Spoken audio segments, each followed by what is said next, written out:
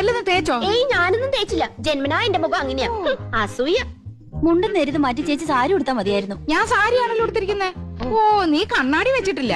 കണ്ണാടി വെച്ചില്ലേ നിനക്ക് ഒരുപാട് പ്രായം തോന്നിക്കും. ഓ, അങ്ങ് തോന്നിച്ചോട്ടെ. ചേച്ചിക്ക് ഞങ്ങളെക്കാൾ പ്രായ കൂടുതലില്ലേ? മുണ്ടും നേരിത് മതിയായിരുന്നു. അതാ സെറ്റപ്പ്. സെറ്റപ്പ് അല്ല ഗെറ്റപ്പാ. ഓ പിന്നെ അയ്യേ, ഇത് തിരുപ്പനാണെന്ന് ഒറ്റ നോട്ടത്തിൽ അറിയാം. ഞാൻ അങ്ങ് സഹിച്ചു. ചേട്ടൻ പറഞ്ഞല്ലോ എന്റെ ഉയരത്തിന് ശരീരം പിടിക്കും, ഇതാണ് മാച്ചസ് എന്ന്. അതൊക്കെ പോട്ടെ. എന്നാ എനിക്കൊന്ന് പറയാനുണ്ട്. ഞാനാണല്ലോ ഏറ്റവും മൂത്തത്. യമുന വന്ന ആദ്യം വരേണ്ടത് എന്റെ മുറിയിലേക്കാ. നാക്കെടുത്ത യമുന ഇംഗ്ലീഷേ പറയൂ. കുറച്ചെങ്കിലും ഇംഗ്ലീഷ് അറിയാവുന്ന എനിക്കാ. ആദ്യം എന്റെ മുറി വരട്ടെ. കാണാലോ പൂരം. യമുന ആദ്യം എന്റെ മുറിയിലേക്ക് വരൂ. ഞങ്ങള് സമപ്രായക്കാരല്ലേ. ഭാഗ്യദോഷത്തിന് ഞാൻ സിനിമാ നടിയായില്ലെന്നുള്ള കാര്യം യമുനയ്ക്ക് അറിയാം. അത് ശരി. ഇതെന്താണ്?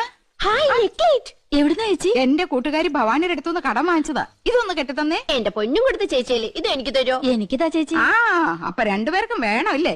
എന്നാ ഞാൻ പറയുന്നത് അനുസരിക്കണം. യമുന ആദ്യം എന്റെ മുറിയിലേക്ക് വരുന്നു, പിന്നെ നിന്റെ മുറിയിലേക്ക് വരുന്നതിന് മുമ്പായി ഞാനിത് നിനക്ക് കൈമാറുന്നു. ഒടുവിൽ നീ അത് ഇന്ദുവിന്. എന്തു പറയുന്നു? സമ്മതിച്ചു. എന്നാ ഇതൊന്ന് കെട്ടിത്താ. അയ്യോ, ഇറക്കല്ലേ.